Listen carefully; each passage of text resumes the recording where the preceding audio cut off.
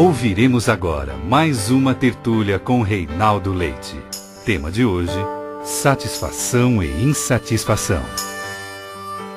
Amantíssimos irmãos, supliquemos ao Senhor Jesus, o Mestre, por excelência, que nos abençoe, nos guarde e nos dê a sua paz. Era uma casa um tanto quanto estranha, e o rapaz estava sentado na poltrona. E sentado na poltrona, na observação, ele estava como que catatônico, como que hebetado, parado, o olhar parado num único ponto. Nos aproximamos e isso entra alguém na casa. E quando este alguém entra, diz: mas Fabricinho, você não vai comer nada? A personalidade continuava catatônica e hebetada. E a pessoa insiste: é preciso comer. Afinal de contas, saco vazio não para em pé. Precisa comer. Nisso, a pessoa se levanta da poltrona e, com os olhos esgazeados de ódio, espumando de ódio, saindo labaredas de ódio, se levanta e diz todos os palavrões possíveis para aquela pessoa que está ali atormentando a paciência com a história de se alimentar. Passam-se alguns segundos que parecem horas, a pessoa que oferece o alimento fica parada por sua vez, como que petrificada, segurando o prato, e a personagem volta à poltrona, olha num único ponto sem ver e fica parada todo o tempo. O mentor espiritual então pergunta: que quadro algum de vocês pode aqui diagnosticar? Façam a vossa anamnese. Fazendo uma análise profunda da personalidade e conseguindo interpenetrar-lhe o cérebro, imediatamente, é quase que foi unânime, o diagnóstico de esquizofrenia. Porque, claro, era uma atitude intempestiva. Assim como passava por uma calma profunda e quieta, hebetada, de repente a pessoa tem um tresvario e fica como que alucinada, como querendo matar quem estivesse à presença. Algum estado perfeitamente polar, onde numa hora há uma senectude, numa outra hora há uma violência quase que incontrolável. Se provocado um pouco mais naquele estado de fúria, era capaz a pessoa de matar a outra, com o próprio prato que lhe estava à mão, o garfo e a faca que trazia o alimento. Então, claro, como os neurotransmissores não estavam se comunicando a contento, naturalmente havia uma problemática psiquiátrica, um caso grave de psiquiatria. No entanto, não era esquizofrenia. Aprofundando um pouco mais, a gente percebeu que havia uma leitura um pouco mais aprofundada. E aquilo começa a se delinear na mente da pessoa, como se pela epífise, é uma glândula que temos exatamente no meio do cérebro, e que ela tem projeções para várias ramificações, mas a principal é exatamente no meio da testa. E esta chamada epífise, que é uma glândula, esta epífise foi estudada pela psicologia logo nos inícios, os primórdios aí das questões comportamentais, e foi tida como um olho de Shiva. Os hindus chamavam de olho de Shiva, porque há três divindades, assim como no catolicismo, Pai, Filho e Espírito Santo. No hinduísmo também temos Brahma, Vishnu e Shiva. Shiva, então, é a expressão da divindade, destrutiva ou construtiva, lasciva ou totalmente inerte em relação à sexualidade e à violência e coisas parecidas. Ou seja, é uma entidade polar. Por causa disso, então, esta glândula, chamada epífise, ou chamada de olho de Shiva, ou vários outros nomes que se deem aí nos estudos do orientalismo, ele projeta, porque no começo da psicologia, Sigmund Freud, quando o descobriu, entendeu que esta glândula todos nós temos, e ela é desenvolta até a sexualidade se instalar na plenitude do ser humano. Quando a sexualidade se instala, então esta glândula, segundo o Sigmund Freud, se atrofia e fica como que uma coisa inerte no campo do cérebro, mas não na totalidade, porque ajuda lá qualquer coisa. Mas para os estudos profundos da espiritualidade, esta glândula, ela desenvolta a sexualidade, ela se interliga com o mundo espiritual superior ou inferior, e claro, há as projeções. Tocada esta glândula por algum mecanismo da força mental de quem possa governar a mente do outro, e isso tem ramificações na descoberta de James Braid, que é a questão do hipnotismo, de hipnos, que quer dizer sono, e ismo, sistema, sistema do sono, daí a palavra hipnótico ou hipnotismo. Então nós, colocando em função, pela própria esterilização mental do comando do cérebro alheio, nós conseguimos fazer com que a pessoa projete, em determinado tempo do espaço, projete aquilo que possa estar ali na mente exatamente naquele momento. E foi muito interessante a experiência, porque a pessoa faz com que se apresente uma tela, como se fosse uma tela, para poder, digamos, terraquizar aí a explicação, perdão. E a pessoa começa a mostrar o personagem. Então o personagem é um velho moribundo, está às portas da morte. 4 filhos estão à volta, como que pranteando-o, como que dando-lhe um apoio. E este idoso, ele se olha para esta personalidade, que é o enfoque nosso, e diz: meu filho, tu és o mais velho, deixo uma fortuna. Trabalhei a vida inteira e deixo uma fortuna para todos vocês. Vocês não terão preocupações por largos anos, desde que saibam administrar as finanças que deixo, os imóveis, os comércios, enfim, todo o patrimônio. Mas como não teremos tempo de eu chamar um tabelião e dispor as coisas segundo ao meu modo, já te digo como deves fazer. Partilha em 4 partes iguais, absolutamente iguais, o patrimônio que eu deixar. Uma parte para ti e uma parte para cada um dos teus irmãos. Quando não houver possibilidade da partilha adequada, que um compense aos 3, compensem aquele que fica descompensado. Mas eu desejo que isso faz. E o nosso amigo que estamos examinando, ele imediatamente aquece, diz que sim, que claro, que vai cumprir a vontade paterna, que a vontade de alguém que está morrendo, ele raciocina, não pode ser delineada em outro campo. E aí avança-se o tempo. A morte chega, o pai morre, e os 4 filhos ficam na casa. Como ele era o mais velho, ele imediatamente chama um advogado rábula. Para quem não sabe, advogados rábulas é um termo antigo que se usava para mostrar aqueles advogados que mexem com a lei, fazem aí movimentos legais, estranhos, perfeitamente legais, como se tivessem sido legais. O que é relativamente comum também nos tempos de agora, porque afinal de contas diz que Deus procurou um advogado para defender um calceta, coitado, que tinha saído do purgatório e não sabia Deus se mandava ele para o inferno ou mandava ele para o céu. Instalou-se a audiência e aí, procura o advogado. Não acharam nenhum no céu. Estavam em outro lugar, mas lá também não estavam. Então, este nosso amigo, ele contratou advogado, e o advogado movimentou a exegese legal, ou seja, a interpretação da lei, fez uma maiêutica do modo dele lá, e claro, mexeu a papelada de modo que a fortuna acabou ficando na mão deste. E os demais perderam tudo. Claro, não tinham, eram incipientes, pessoas simplórias, não tinham condições de análise aí com essa questão das leis. Para eles, o irmão estava certo, o pai havia deixado para ele tudo. E o que acontece? Quando acabam descobrindo, isto para encurtar a história, é claro, acabam 2 deles no sanatório, no hospital do Juqueri, naquele tempo em que a gente entrava lá, para depois sair apenas para ser sepultado, depois de loucuras e loucuras. E um terceiro acabou cometendo suicídio, descoberta aí a falcatrua do irmão, e ele quis invectivar contra o irmão reagiu com a lei em cima dele, e ele, para se livrar da problemática, acabou se matando.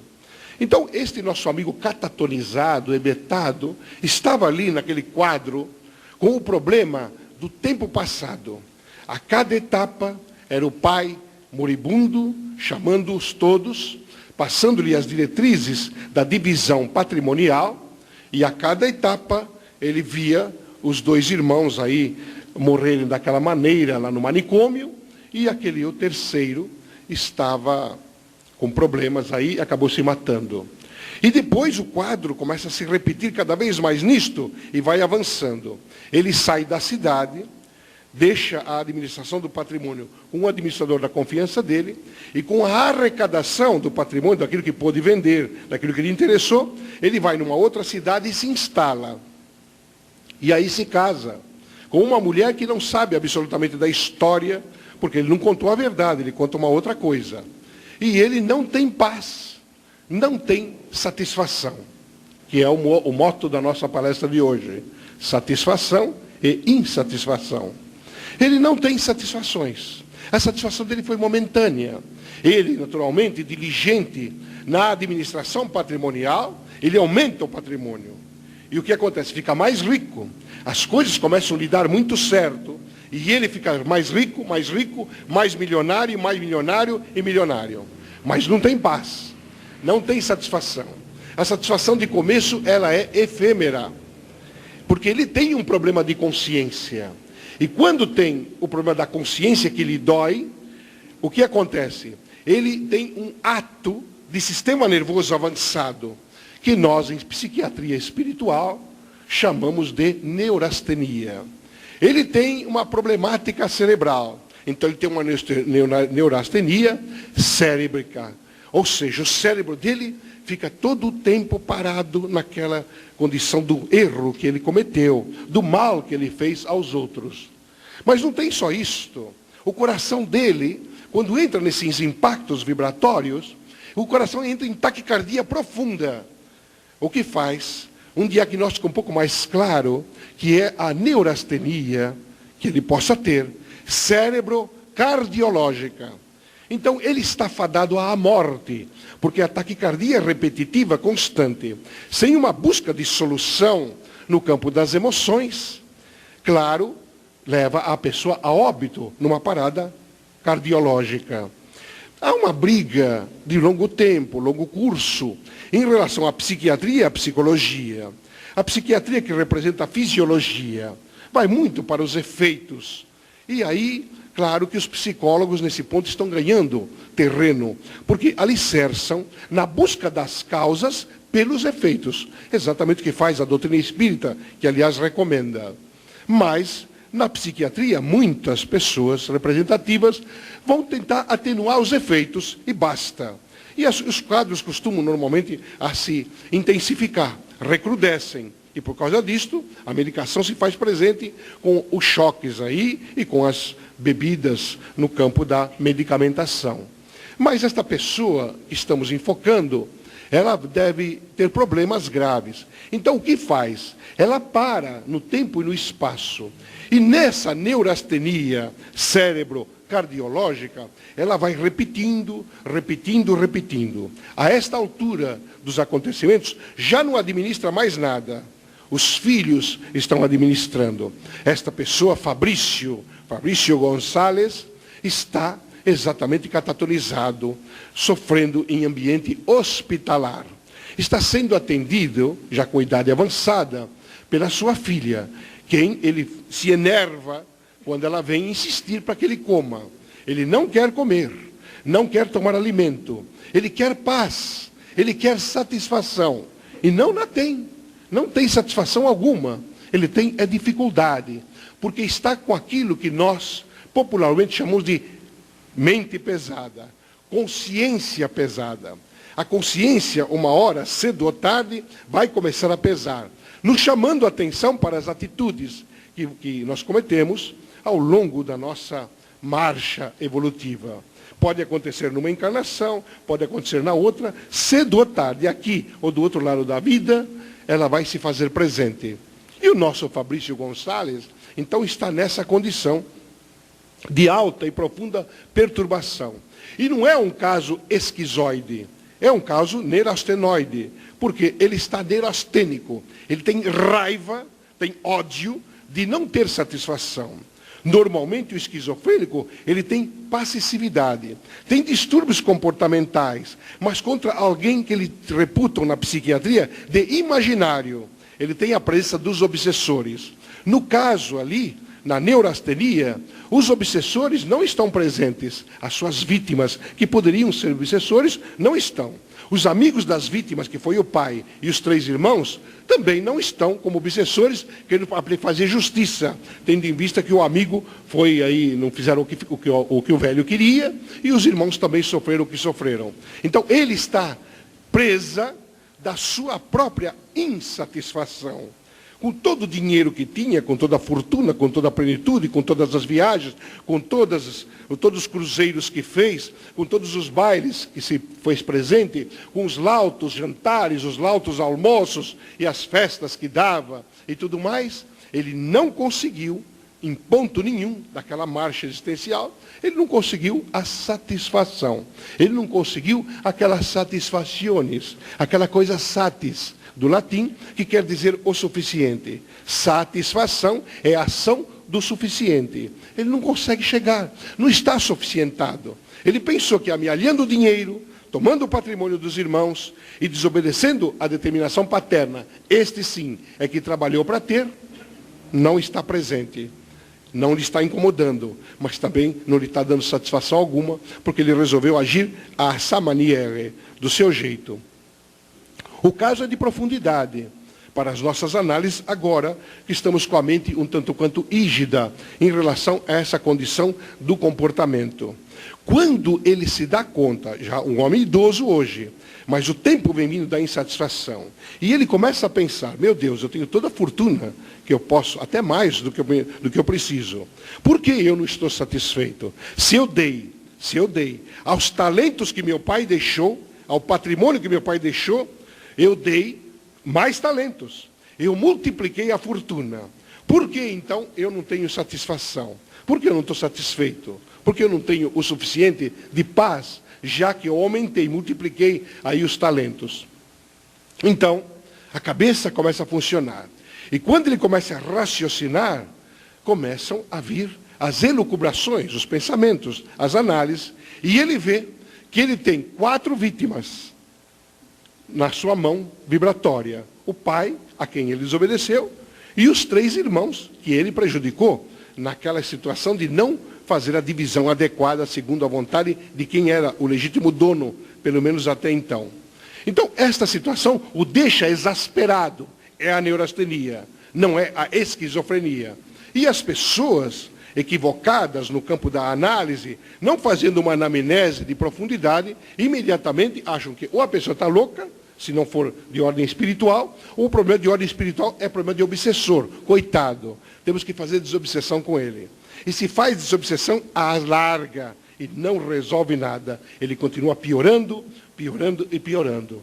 Nada o satisfaz. Ele de alimento não toma, já está esquálido, está sumidinho. O pessoal diz que é a loucura que está presente, ou muito remédio. Então é muito remédio, embrulha o estômago. E quando embrulha o estômago, a pessoa não quer comer. São as coisas que a gente fala quando a pessoa está doente. Mal sabemos nós quantos meandros completamente diferenciados estão ali junto daquela personalidade que está sob o nosso enfoque, na nossa lente aí, de aprendiz. Então a boa morte deverá chegar. E ele não vai pagar, por acaso? Não vai. E os irmãos, onde estão? E o pai, como ficou quando soube de toda a situação? Bem, no caso ali, a mercê divina, claro que colocou o seu dedo, digamos assim, direcionador. Cada caso é um caso, nós estamos apenas analisando um, para que vocês possam começar a analisar por que andam tão queixosos em relação à vida. Faz uma semana que eu só escuto queixas das pessoas. Então, vamos verificar se temos motivos para a insatisfação, o queixume, e se devemos, já que insatisfeito, agir de que maneira para resolver a questão. Um momento de lucidez, através de um passe que o nosso Fabrício Gonçalves toma, ele fica como que dá uma arrefecida. Parece que aquelas ideias fixas, aquele quadro repetitivo e constante, dá uma parada. Parece que param aí a máquina de apresentar o filme. E ele diz, eu queria. E imediatamente a mulher se levanta, já velhinha, e corre para ajudar ele. Você quer o quê, Fabrício? Eu quero ver o nosso neto. Eu poderia ver? Claro. Posso ver? Pode ver, claro. Um minutinho só. Corre lá fora. pede para que entre o garoto. E o garoto de 8 anos entra, com aquela lucidez plácida dos espíritos que estão mais ou menos tranquilizados em relação à vida. E quando o neto se aproxima do leito, imediatamente segura a mão dele e diz: "Ó, vovô, como você está?" "Eu estou indo mais ou menos." E ele pergunta, Fabrício, para o neto: "Você vai orar por mim?" "Claro, vovô, já, já." E aí ajoelha-se e ora o Pai Nosso. Quando se levanta, o avô doente está com as lágrimas nos olhos, porque não tem avô que aguenta neto aí evoluído, e a maioria deles são. Então, o avô olha para o neto e diz: "Eu perguntei a você, e não completei, se você vai orar por mim quando eu morrer." E o neto olha nos olhos dele e diz: "Você não vai morrer." "Como eu não vou morrer?" "Não, você não vai morrer, não. Você não morre, vovô, não morre, não. O corpo até pode dar uma paradinha, mas você não vai morrer." E sai da frente do avô ali e vai correr pelo corredor do hospital e ver os brinquedos e a coisa nova que normalmente em hospital costuma ter com as enfermeiras para lá para cá. Para ele é tudo brinquedo, aquilo coisa nova, e ele vai ver. Então, o irmão espiritual diz a ele, diz dele para nós: "Então a questão aí é que este aí é o pai que ele não obedeceu às ordens do passado, que está de volta e vai tomar, por condição testamentária e por renúncia da filha, renunciou a filha e o marido renunciaram em favor da vontade de Fabrício, toda a fortuna vai voltar para aquele que era o legítimo dono, para nova partilha e novas etapas.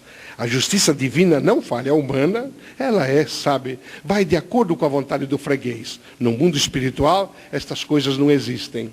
Analisando essa questão agora à tarde, tanto que me atrasei um pouco, porque eu queria saber o resultado da história, esta pessoa, nesta noite, vai desencarnar. Nós estaremos presentes aí, porque claro que as fímbrias da alma dele, as questões taquicárdicas estão um pouco aceleradas, e certamente haverá uma intercessão para que ele tenha a chamada boa morte. Deverá dormir um largo tempo para acordar em pesadelos profundos, que lhe estão esculpidos na alma. Tudo porque a mulher, que o ama muito, tem lá pedido tanto a misericórdia divina, e ele vai receber alguma compensação. Não na totalidade, porque não é possível. É a força da oração. Ele vai ter que suportar as provas da consciência culpada.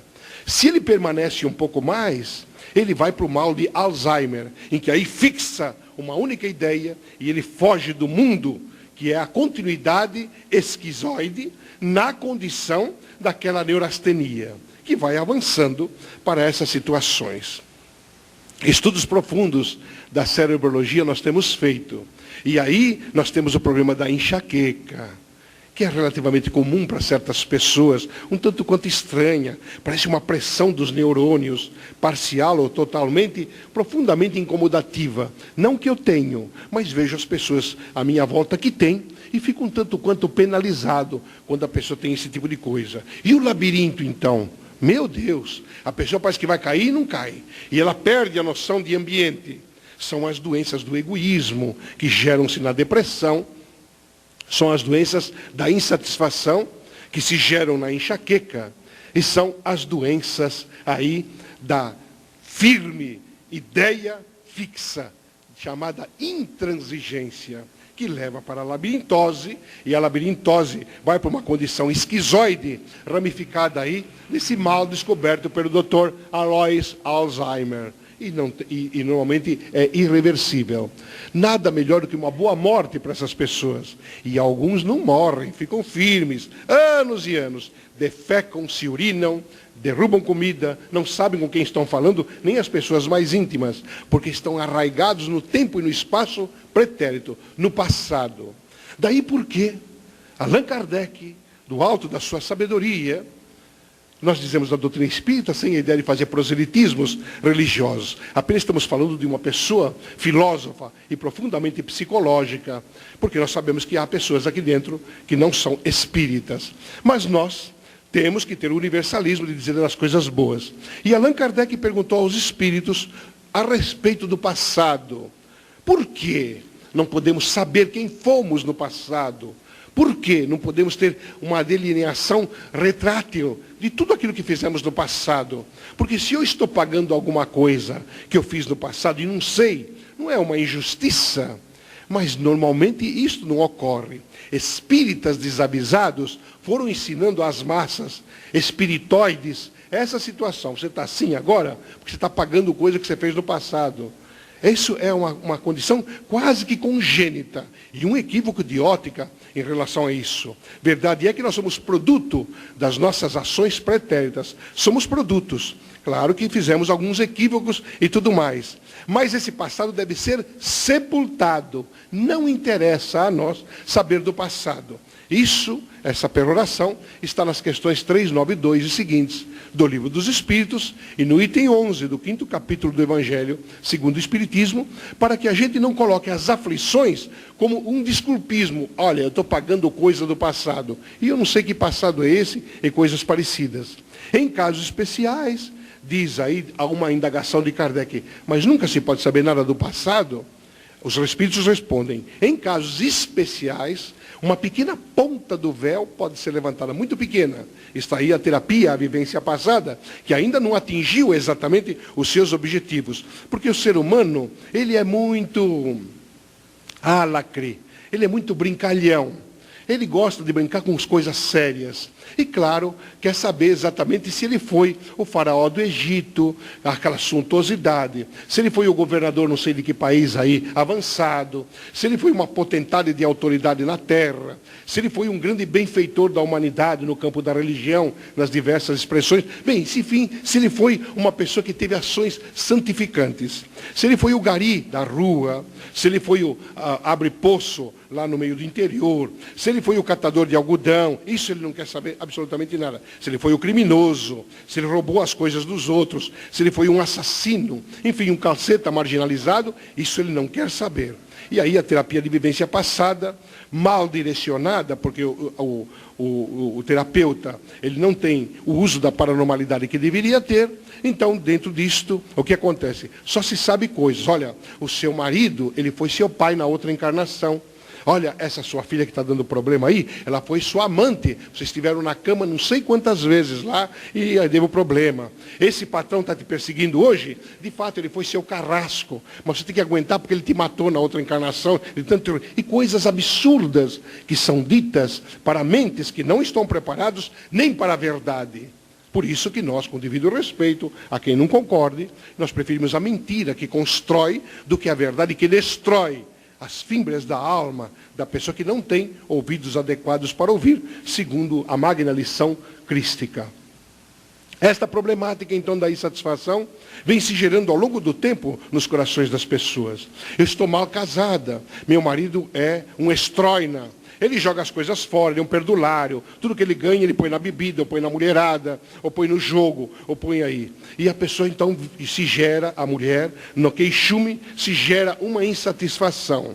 E tem medo de enfrentar, de arrostar o mundo, seja porque o marido lhe ameaça, se ela vai embora, ele não admite que ela vá, então ele ameaça, eu lhe mato, ou eu me mato, ou faz aqueles dramas naturais, gerando para essa pessoa uma condição de neurastenia profunda contra si mesma, como acontece com o Fabrício Gonçalves, só que a taquicardia vem de modo completamente diferente. A pessoa quer arrancar o coração, como se quisesse se matar. Não tem coragem de tomar o veneno, não tem coragem de se jogar do prédio, se jogar embaixo do carro, ou de se dar um tiro. Não tem essa condição. Mas, no entanto, começa a zurzir-se emocionalmente, se bater tanto emocionalmente, que ela acaba encontrando aí a morte precoce através de um suicídio quase que indireto, criando problemas de obsessões graves em relação às questões da sintonia espiritual a que se vinculam. Então, esta história de se queixar e não tomar medidas nenhuma para resolver essa questão da insatisfação, isso é problema de auto-obsessão, se tanto. Porque os obsessores hoje, coitados, como já dissemos aqui, até já disse e já contei a certa ocasião, veio um sindicalista do sindicato dos obsessores se queixar comigo. Porque ele disse que estava com problema. Eu disse que o quê? Ele disse, olha aqui, nós não estamos sem serviço.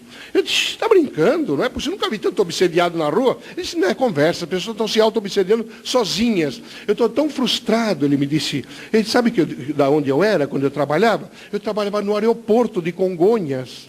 E lá, sabe o que eu era? Carregador. Eu carregava a mala. Hoje inventaram esses carrinhos que a pessoa coloca lá, não dá, nós ficamos sem serviço, ficamos olhando lá, porque a pessoa não dá serviço para a gente carregar, porque o carrinho já carrega tudo, até o guichê do check-in, e depois o resto as pessoas mandam lá, através daquelas passarelas e coisa parecida. Então, ele se sentia exatamente como no tempo dele, em que havia uma facilidade de trabalho e que agora, como obsessor, não tinha trabalho. Porque as pessoas estão insatisfeitas, mas não querem indagar do que e por que estão insatisfeitas. E quando indagam e têm a resposta, não tomam medida alguma, numa pseudo-autopiedade, não tomam medida solvativa de libertação. Lembrem-se que usamos a palavra libertação. Não usamos a palavra libertinagem, agir libertis. Não, nós estamos falando de ação, libertação, ação de ficar libere, ou ficar liberto. As pessoas não fazem isto. E claro, nós estamos vendo aí, no palco da vida, tantas pessoas com insatisfações tão profundas, degenerescências emocionais tão arraigadas, que são pessoas factíveis, segundo o patamar etário que atingiram, para entrar nesse campo neurastênico, cérebro cardiológico, ou avançando um pouco mais na sua insatisfação para enfermidades de vária ordem e de diverso modo. Então nós, na noite de hoje, queremos falar da insatisfação, sim, mas falar da satisfação. Por que você não se ama? Qual o motivo? Você quer colocar a tua felicidade no ombro de alguém ou de alguma coisa. Esquecido que na aduana da vida, nós vamos passar em certas situações sozinhos. E a vida já vai nos oferecendo isso. Por exemplo, as suas necessidades fisiológicas, só você pode fazer. Você não pode delegar poderes a ninguém da tua satisfação fisiológica. Quando você está com sede, ninguém poderá tomar água por você e você ficar saciado. Não tem isto. Não há possibilidade. A plenitude é uma coisa muito individual. Muito individual. Por isso que Jesus disse, amar a Deus sobre todas as coisas. E ao próximo, como a si mesmo. Veja que ele não usou plural. Como vocês mesmos, amem-se. Não, a si. Ele situou bem a questão na individualidade. Então nós temos aí no Cristo, que foi para nós o maior psicoterapeuta da humanidade, temos nele toda uma orientação adequada, daí porque ele é nosso guia e modelo, nós temos uma orientação adequada de que não adianta querer contar com o outro nas soluções que nos competem. Você quer perfeito? Faça você. Não delegue poderes a ninguém. Não manda fazer, você vai ficar insatisfeito. Por exemplo, uma coisa que Maria já tem dito aí, e nós falamos ainda ontem na palestra do Paz e Amor, essa questão de emprestar coisas. Ah, me empresta o carro. E a pessoa empresta o carro. E pode notar que quando volta, ele vem com osso na gasolina, não tem? O problema no óleo, ele tem alguma coisa quebrada, ele tem os pneus que estão muito baixos, gastando mais combustível, porque o outro subiu no carro, saiu, andou e fez e aconteceu e usou. Outro dia foi pego um policial, entre outros tantos, foi pego um policial que havia apreendido um carro que fora roubado. E ele no pátio, lá, o que ele fazia? Ele usava o carro roubado, porque estava com o tanque cheio, o carro que foi apreendido, e não usava o dele. E foi pego pelo comando aí da Polícia Superior, foi pego aí que ele estava usando já. Não tem pau o carro, e anda para lá, e anda para cá, e estava desgastando uma coisa que não lhe era do seu patrimônio. Naturalmente, foi expulso da corporação, aí a bem do serviço público, porque ele desonrou aí certas normas de ética, um tanto quanto duvidosas em determinados setores. Candidatos somos a uma boa velhice possível, ou somos candidatos aí a um problema grave nos círculos da mente. E essa coisa grave vem vindo aos poucos. Porque quando você acha que está satisfeito, você faz uma análise, e aí de repente você se lembra da sua vítima. Você fez alguma vítima no tempo. Se fez, se não fez, sorte. Eu falo para aqueles que fizeram, que é a grande maioria. Então ele recorda da vítima. Mesmo que ela esteja desencarnada, você se lembra, mas eu fiz mal para o fulano, ou fiz mal para a fulana. eu fiz um equívoco, eu cometi um aborto. Quer ver uma coisa que dá problema mental em mulher? Principalmente na época da menopausa, em que as condições humorais e as condições hormonais entram em quase choque, porque a criatividade intrauterina para que foi feita não está sendo utilizada, é de largo curso as problemáticas das mulheres. Elas sentem abafaduras, sentem calores excessivos, sentem mal-estares, sentem aí uma indignação a curto prazo e sem quase motivação alguma, de pronto, em uma série de situações. Então, o aborto gera problemáticas graves, dá consciência pesada. Muita gente está carregando, aquele espírito que eu abortei, já está encarnado há muito, já está velho, quase velho, já, a pessoa já está preocupada com ele, tem que estar preocupada com a sua consciência do ato que fez. E quanta consciência teve para fazer? Porque se não teve consciência nenhuma, o que fazer? Não sabia, fez por instinto. Era um direito, entre aspas, que ela achou que tinha. Mas não, quando ela sabe, ou porque o Espiritismo disse, ou porque a lei penal falou, ou porque a igreja enunciou, a pessoa começa a entrar naquela situação da culpa. E a culpa, ela traz alguma coisa que remói.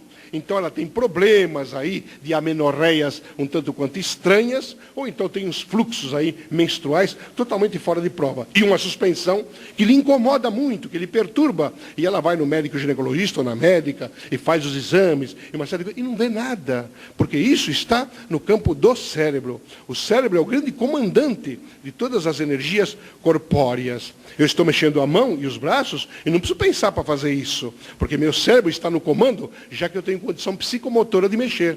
Mas estague meu braço, bota uma algema, me amarra, põe uma camisa de força, meu cérebro pode comandar o que quiser. A condição motora não se faz presente porque eu estou manietado. Quanta gente está manietado, está preso nas circunstâncias da sua própria consciência culpada. Então o remorso, remor, que quer dizer moer, remorso, que de remoere, vai virando aquilo e tudo mais, o que faz? A culpa gera o remorso. E o remorso gera o arrependimento. E aí o arrependimento é um problema, uma dificuldade, porque eu quero dar um jeito de me livrar daquilo. Mas como se ele já morreu? Se o abortado nem nasceu? Se quem eu prejudiquei está morando não sei onde, nunca mais vi? Como fazer isto? Então eu quero partir para a expiação. Eu quero expiar. E a expiação, se também não raciocinada, a pessoa extravasa numa autopunição, num autoflagelo psicológico de alta profundidade, para nada, para coisa nenhuma produtiva. Então a expiação deve existir, expiar o mal. Como? Praticando o bem, na simbologia vibratória para o meu psiquismo. Porque muitas vezes a vítima já nem quer saber de mim, já esqueceu, ou lembrou, mas fica aquela coisa, porque às vezes lembrar é coisa da memória, e nem sempre a memória é boa, ela falha. Mas a questão da expiação é nossa, do psiquismo. Então a pessoa começa a espiar e tudo mais, e aí ela expia da maneira que acha que deve espiar, porque isso é coisa do livre-arbítrio.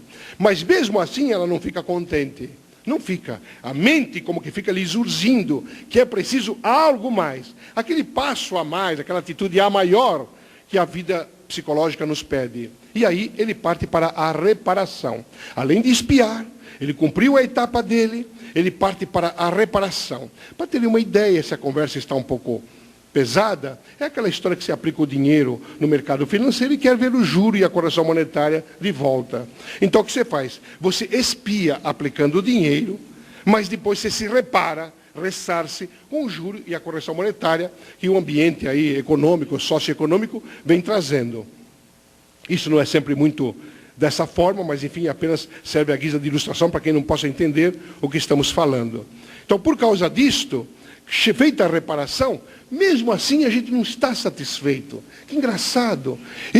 Meu Deus, eu me culpei, me remoí, tive um remorso horrível, me arrependi, por que fiz aquilo? Queria voltar no tempo e apagar, mas água passada não move moinho. Por quê? Como eu faço para fazer isso? Então eu parto para uma expiação.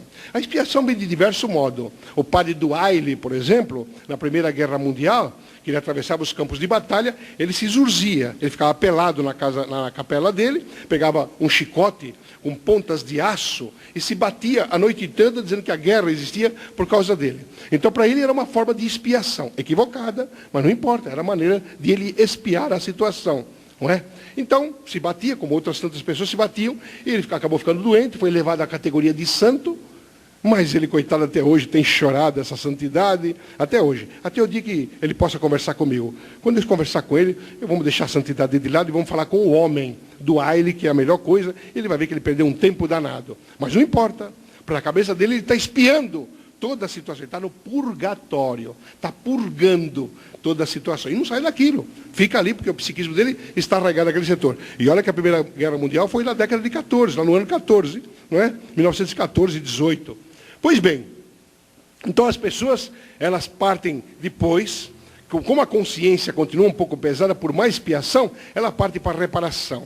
Então, reparando, ela pega uma parte do dinheiro que tem, por exemplo, e levanta uma casa para velhinhos, como eu, assim, logo, logo. Ou então levanta a casa para criança. Ah, não, eu gosto de criança, então, porque a criança é o futuro. Os velhos, que tudo que se dane, que sejam jogados no buraco. Velho não presta mais, velho, joga fora. É criança, coitadinha da criança. Então, erigem, levantam milhões daquele pouquinho. É uma pequena parte do que roubaram. Aí as pessoas corruptas, né? Aí então querem fazer o bem. Ah, eu vou ajudar. Que casa você trabalha? Eu trabalho no centro espírita. Ah, pois não, então vou dar uma ajuda lá no fim do ano, eu vou dar uma ajuda lá. Quer dizer, é o dinheiro que não é dele, ou dela, da pessoa. Roubou, ela tomou de alguém, prejudicou alguém. E esse alguém está prejudicado. Ela, em vez de reparar lá, ou porque não encontra, na consciência pesada, ela quer ir lá. Então ela pega, espiou na consciência pesada. E aí vai na atividade da reparação. E acha que reparou essa situação. E aí o que acontece? Quando a reparação é correta e a pessoa a faz, depois de uma expiação longeva e de muita conscientização, porque o objetivo disto, psicologicamente falando, é a conscientização do erro. Já é uma larga escala. Muitas vezes eu não preciso agir só. Eu preciso me conscientizar de, que é mais importante. Eu cometi o aborto, então eu fiz o aborto em alguém, ou em mim, se fosse mulher, e aí eu fico com a consciência pesada. A culpa chega quando eu tenho consciência do mal que fiz. Coitadinha, aquela criança, como lhe seria? Seria cabelo chuca-chuca, bonitinho, seria gordinho, rosado, aqueles bebezão que dá vontade de morder, de tão fofinho que são, e eu não deixei ele vir. Então eu tenho aí um problema de remorso grave, uma problemática em relação a isso. E o remorso vindo da minha culpa, porque já estou começando a me conscientizar, me leva para o arrependimento. Ah, meu Deus, se eu não tivesse agora 80 anos, eu falava ao marido, a gente teria relação sexual para poder fazer esse espírito voltar. Mas não dá, a idade que está, já não é possível, pelo menos até agora. Porque a ciência está avançando tanto que até outro dia, 35 anos já era velhice para a maternidade. Hoje, a Úrsula Andress teve filho com 42 anos de idade e já soube de casos de 45. Porque enquanto houver a ovulação, há a possibilidade da engravidação. Cuidado, senhoras. Enfim, dentro dessa conotação, a pessoa, então, ela quer fazer uma reparação. E aí, ela acha que dando algo para alguma coisa, ou ela então ela vai ajudar no hospital do câncer, e vai lá dar banho nos doentes, e vai levar a palavra, e leva o evangelho, e reza o terço, se é católica, se ajoelha, ela é uma penitência da reparativa. Então, ela repara e tudo mais. E aí, de repente, ela sente, ou encontra, espiritualmente ou fisicamente, acaba encontrando a sua vítima. Que lhe vem através do sonho, ou da intuição, da inspiração, para dizer, olha, está perdoado. Não está lembrando, não, eu nem me lembrava mais disso. Você que fica cutucando, lembrando toda hora, me sintonizei agora, estou voltando aqui para lhe contar, que não tem nada a ver. Há o perdão da vítima, o perdão. Mas aí ela tem que partir para a coisa mais séria, no campo da psicologia, cérebro espiritual, ou cérebro perispiritual, que é, naturalmente, aquela condição do auto-perdão. Eu, para perdoar a vocês, apenas em termos, claro, ilustrativos, eu preciso ter um auto-perdão. Para dar dinheiro a vocês, eu tenho que tê-lo no bolso, ou ter nos meus haveres, ou sob minha administração, senão eu não posso dar. Eu não posso dar o que não tenho. E enquanto a gente não se perdoa, não tem condições sequer de aceitar, quase que insofismavelmente, o perdão alheio, porque a gente não entende. Ah, não, ele está perdoando da boca para fora, dentro ele está ali e tal. E a pessoa, quando é a vítima durona, ela fala assim, olha, eu sou espírita, então está perdoado, mas eu não esqueço. Já é bom, porque o esquecimento é questão da memória, e a condição do perdão é questão do coração. Então a pessoa que não esquece acabou não perdoando ainda, porque não chegou no patamar do entendimento. E estará se sujeitando às expressões das anomalias ou das patologias esquizoides no campo cerebrino, refletidas no campo cerebrino que parte do self, que parte do espírito, dele mesmo, ou do nosso self, de mim mesmo. Essas condições, então, na doutrina espírita, que nós professamos, para aqueles que ainda não sabem, vem nos trazer aí profundas elucubrações de análise aí quanto à questão da satisfação. Troque a insatisfação pela satisfação. Você não veio de umbigo grudado com ninguém, senão seria chifópago e aí estaria grudado. E mesmo assim, a medicina da Terra tem feito as separações aí. Por quê? Porque é o chifópago, porque espíritos nascem grudados um ao outro, porque não se perdoaram, porque têm a mente aturdida no campo do ódio, ainda não chegaram na condição remorsiva. E se o amor une as pessoas, quando eu gosto de alguém, eu lembro, fulano, puxa, legal, gosto dele, ou gosto dela. A pessoa, olha, legal e tal. Mas quando eu odeio, eu não esqueço, de modo nenhum. Porque todo tempo eu estou viajando com o meu ódio na direção da pessoa odiada. E se o amor une as pessoas, o ódio imanta, agrega, cola. Pega aquela cola ali, cola e não sai.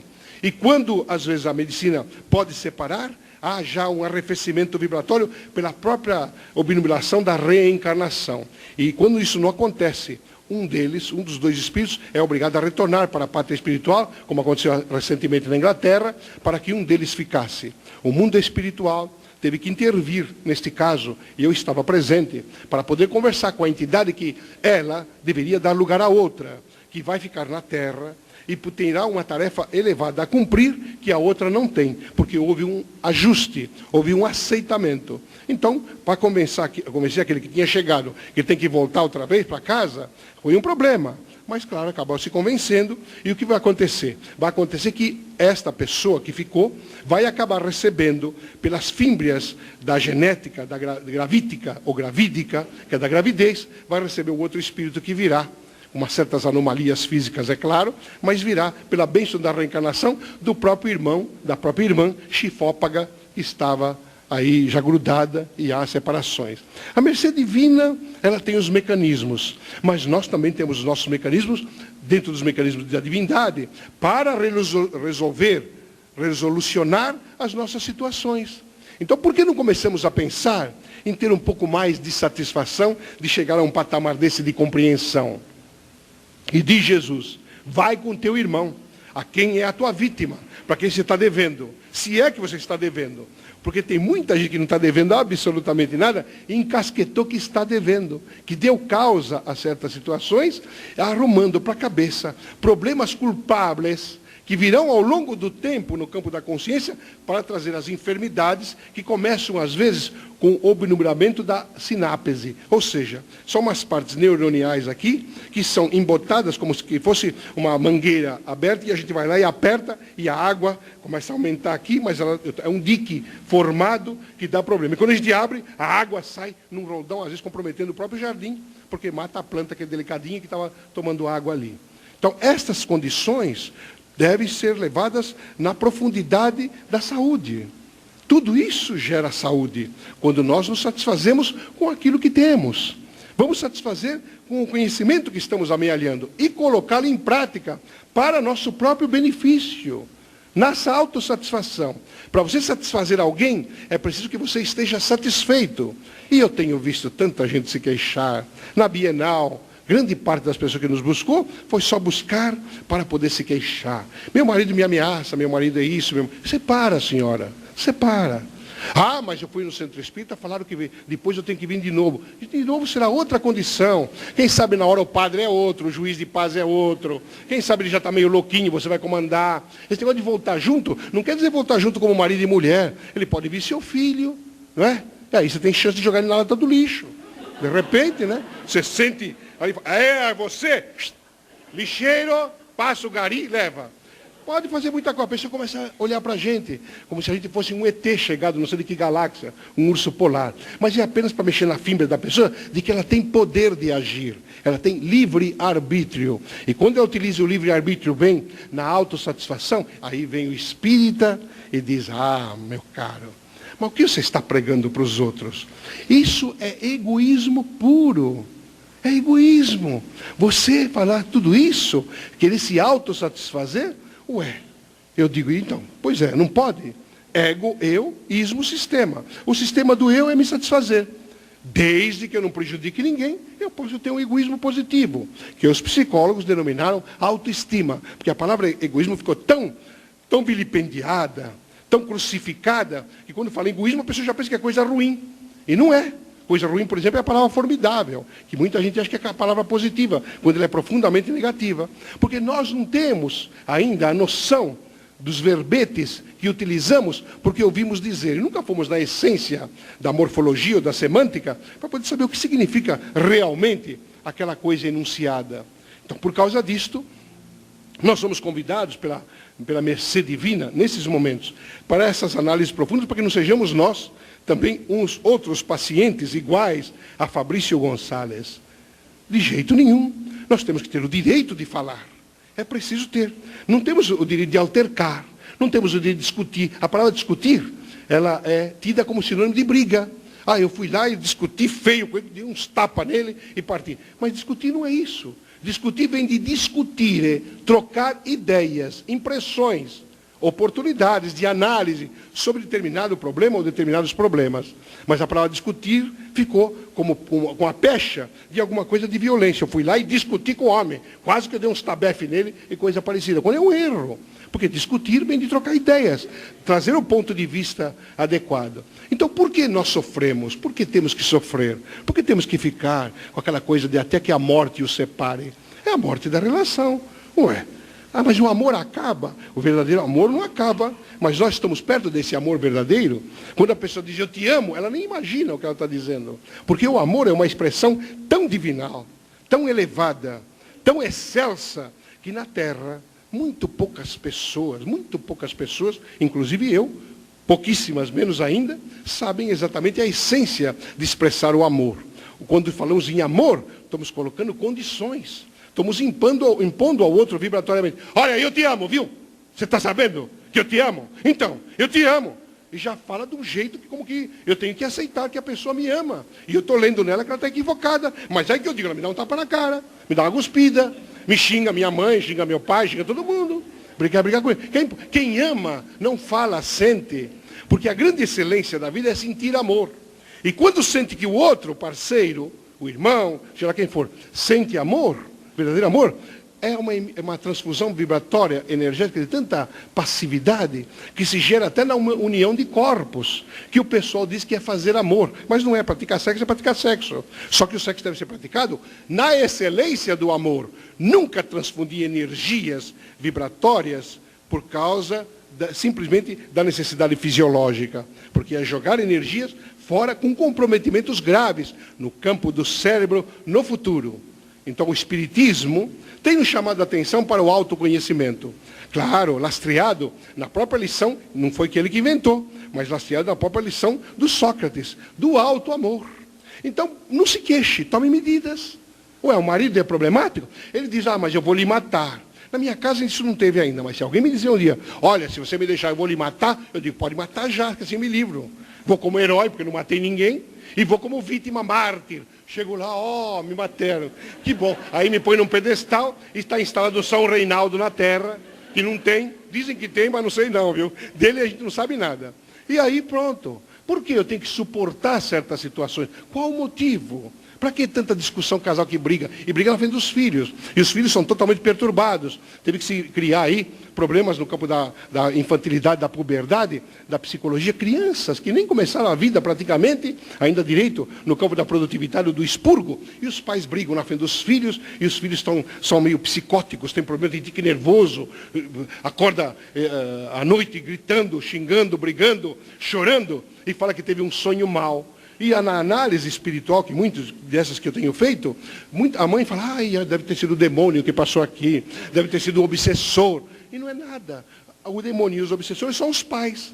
Ele que apenas expressou, naquela condição do alargamento do sono, ele expressou a algocidade que os pais ofereceram a ele. Então, se existe algum demônio ou algum obsessor, são os pais, que não têm qualificação para poder entender o patamar intelectual da criança, e fica brigando, que nem gato e cachorro, pai e mãe, ficam brigando na frente do filho, e alguns deles, estão crianças, pais, chegam na frente do filho e falam, você gosta mais do papai ou gosta da mamãe? Que absurdo, que absurdo. No meu tempo fizeram isso comigo, eu sou filho único. Aí, graças a Deus, eu tinha Maria Angélica. E aí, eu achava que ela era a freira da escola que eu estudava aqui no Espírito Santo, que ela me acompanhava aí. Então, quando me perguntavam esse tipo de coisa, eu olhava para o meu pai, olhava para mim, eu apanhava dos dois. Que queriam me educar, queriam me dar psicologia do chicote, que foi muito boa para a época dela, hoje nós temos psicologia. Naquele tempo a psicologia era outra. E eu olhava e o que dizer? Se eu tinha medo, porque eu apanhava. E eu ia olhar para minha mãe e dizia, mãe, eu gosto mais de você, meu pai ia me pegar na curva. Se eu dissesse que era meu pai, minha mãe ia ter problema. Graças a Deus, Maria Angélica dizia, dos dois, meu filho, a essência é dos dois. Eu não entendia o que ela falava, mas eu falava dos dois logo. Depois é que eu ia entender, não sabia nada daquele negócio. Eu não entendia, porque era um garotinho, ia andar na escola com 6, 7 anos. Porque os pais fazem essas coisas. E quando entra os vovôs na história, você gosta mais do vovô, não é, Zezinho? Fala a verdade, hein? Mas não gosta daquela... Você não pode gostar da sua avó. De jeito nenhum. E tal. É aquela situação que se coloca na má educação que nós temos. É em tom de brincadeira, de blague, mas que tem repercussões psicológicas profundas. Por que o pai tem que perguntar se ele gosta mais dele ou da mãe? Ou vice-versa, a mãe perguntar, por que tem que fazer esse tipo de pergunta? Para a criança que mal está começando a raciocinar aí nos sentimentos da vida. Para que isso? Uma competição dos dois, para dizer que aquela criança que chegou gosta mais um ou do outro. Às vezes não gosta de nenhum e se torna um filho ingrato, conforme o item 9 do 14º capítulo do Evangelho, que é a ingratidão dos filhos e os laços de família. Quantos filhos vão se tornar ingratos para os pais? Vão pisar-lhes na cabeça? Aí, que nós, claro, nós não endossamos esse tipo de situação, mas que é uma realidade, é. Quantos filhos esperam os pais caírem na velhice para eles se vingarem na ultriz expressão da má educação que lhes foi dada? E os problemas mentais que depois vêm na questão da culpa, que gera o remorso, que gera o arrependimento, que gera a expiação, que gera a reparação, que gera o perdão, que gera o auto-perdão. E aí? Quantos séculos para poder passar de uma etapa para outra? Quanto sofrimento que podia ser perfeitamente mitigado? Quanta coisa nós temos que aprender. E Jesus diz no Evangelho, se não amais a quem ou o que vedes, como podeis amar a quem ou o que não vedes? Não tem condição. Então veja o governo, por exemplo. Ele prefere que a pessoa entre no hospital quase à morte para gastar muito mais do erário público, quando ele podia fazer medicina preventiva em larga escala, erradicaria, gastaria muito menos, daria aí uma certa liberação com alguma medicação que eles querem colocar impostos à larga, ou alguma medicação que não tem aqui no Brasil, então a gente exporta lá de fora, deveria entrar de graça no país, não cobrar impostos. Você já paga impostos do país de origem, e paga 20 mil vezes mais impostos quando chega aqui. E às vezes é condição de vida ou morte. Mas qual é o ministro da Saúde que possa pensar desta maneira? Qual é o sistema de secretaria saudável que possa imaginar isso? Não tem o preparo. São os candidatos à problemática da neuroastenia cérebro-cardiológica, que amanhã vão chamar de obsessão. Coitado, ele foi um benfeitor da humanidade, ajudou todo mundo. Ele foi secretário de Estado, ele foi ministro da Saúde, ele foi ministro disso, ministro daquilo. Coitados dessas pessoas. Temos visitado algumas delas, em larga escala, de profundamente conturbada. E muitos deles aí, ao longo do tempo passado, segundo narram aí os fastos bíblicos, muitos deles foram elevados à categoria de santos. E quando souberam disto, vocês não imaginem a larga mente conspurcada no campo do arrependimento pelo remorso da que a culpa acaba trazendo. Quantos deles assim? Então, para que nós, que temos agora conhecimento, porque o duro da pessoa é quando ela sabe. Aí é um problema. Você sabe o que é o ruim, e claro, e você pratica. Você tem consciência. Quando você tem, a tua pena é maior, na tua consciência, pela tua consciência. Não é Deus que castiga ninguém, nem pensem nisto, porque Deus é amor, na condição do apóstolo João, e foi o maior conceito que eu ouvi de Deus. Ele é amor. Aquele Deus que vocês veem nos fastos religiosos, que é vingativo, que exige que não trabalha no sábado. Não é se Deus está lá preocupado se ele trabalha no sábado, no domingo, em que dia. Veja se ele está preocupado com o dia da semana, porque ele criou o dia e a noite. Por que ele está preocupado com o calendário? Por que estaria? Porque não é a deidade que nós ainda temos alguma condição de poder alcançar um dia, na marcha das estrelas, como diz Maria Angélica aqui conosco. Mas até lá, nós temos que amar o que ou a quem vemos. para poder tirar aí o espelho vivo da nossa marcha. Então, por causa disto, meditem a respeito das vossas insatisfações. Vocês pensem a respeito e tomem medidas. Não tem necessidade nenhuma de ficar doente, só porque está submetido a uma condição algêmica. E você, que possa zurzir alguém, que possa falar grosso com alguma pessoa, que possa falar em tom de censura grave, ofensiva, você se prepare para ter problemas conscienciais, começando no autorrelacionamento, com dificuldades de relacionamento com aqueles que vão ser atraídos na tua marcha de existência. Jesus diz, vai com teu irmão. É simples chegar no irmão e dizer-lhe apenas, com toda a delicadeza do mundo, que há um equívoco aqui. Talvez você não prestou atenção, houve alguma coisa aí e tal. O que aconteceu? A pessoa não. Normalmente ela já julga imediatamente a pessoa, coisa que os juízes não devem fazer. O juiz normalmente nem sabe nem quem é a pessoa. Ele julga o ato da pessoa que a lei diz que não pode fazer. Quanto a pessoa como pessoa, não tem nada a ver com isso. Mas no ambiente de trabalho, no ambiente familiar, personalidades metidas a sabidas, sofomaníacas, verdadeiras, que não têm condição moral de atirar a pedra, às vezes atira a pedra, esquecida que no ato da injustiça terá problemas exacerbados no campo da mente, e aí teremos aí as problemáticas esquizoides que se apresentarão, que o obsessor não precisará nem ter trabalho nenhum. Nós próprios nos faremos altamente exurzidos, sofridos, vilipendiados, enxovalhados, aflitos, simplesmente porque não usamos com consciência, porque não tínhamos ciência, toda a atitude que deveríamos ter. Então o alto amor deve chegar junto ao nosso coração, olhar-se no espelho, se querer bem, dar a si toda aquela condição de vida natural, ter um pouco de aflição, mais rápida. Quando chegar na ação da já sai correndo. A tristeza, tristece, dê 3 minutos, diz Maria Angélica, para a tua tristeza, não mais. Tempo virá em que deverás dar 3 segundos.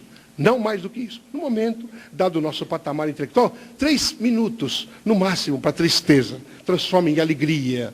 Tenha alegria de viver. Se dê graças a Deus. Dê graças a Deus. Você agradeça a Deus. Embora ele não precise disso, mas se agradeça. Estar onde está. Ter a inteligência que tem. O momento de aprendizado ao estar, o momento que vive. Você deve florescer onde Deus te plantou. Então ele te plantou, você tem que florescer, te compete florescer por você mesmo. Ele apenas jogou a semente, nada mais. E segue na marcha do controle universal. Então você deve entender exatamente o que Jesus queria dizer quando disse, vós sois deuses. Ainda que com D minúsculo, não importa. Não interessa se é maiúsculo, minúsculo, não interessa, vós sois deuses. Quando Jesus queria dizer isso, ele sabia que nós somos, naturalmente, a expressão magna da própria espiritualização da divindade. Não somos a divindade. Nem sonhamos como é essa divindade, nem sabemos chegar lá. Mas, aos poucos, nós vamos sentindo os efeitos dessa divindade em nós. E na figura do Cristo Jesus, como guia e modelo de todos nós, nós temos toda uma expressão natural de caminho de verdade e de vida, de uma vivência natural. Então, analisando isto em termos conscienciais, fica na tertúlia de hoje toda essa condição que Maria Angélica e outros espíritos amigos que lidam nesse campo vibratório e são professores lá no Educandário da Inteligência, nós trouxemos para vocês essas condições anômalas no campo das expressões somáticas e psicossomáticas para que nós possamos ter pelo menos a galhardia, termos até uma espécie de orgulho gostoso, temos aí uma espécie de vaidade amorável, de saber que temos um guia e um modelo que possa nos conduzir nesse caminho da paz. O Cristo, Jesus, o Cristo. Muito obrigado.